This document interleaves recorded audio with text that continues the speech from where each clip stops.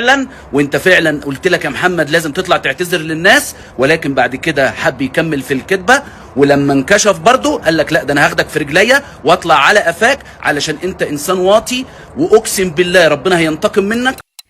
الرد اللي انتوا سمعتوه من حمدي ده يعتبر اقل رد في الفيديو اللي رد فيه على محمد اخوه من وقت ما نزل فيديو الحقيقة. بجد كمية فضايح وكمية اسرار عمالة بتظهر، وحاجات ما ترضيش ربنا، وفي نفس الوقت وضعهم بقى يحزن. الاخوات وقعوا في بعض الدرجة فعلا تحزن. يعني كل اللي بيحصل ده ما يرضيش ربنا نهائي. طبعا بعد ما محمد نزل الفيديو طبعا حمدي لازم ولابد هيرد. طبعا الردود كلها بتنفي الكلام اللي محمد قاله، والاتنين عمالين بيكدبوا بعض، وده بيرمي على ده وده بيرمي على ده.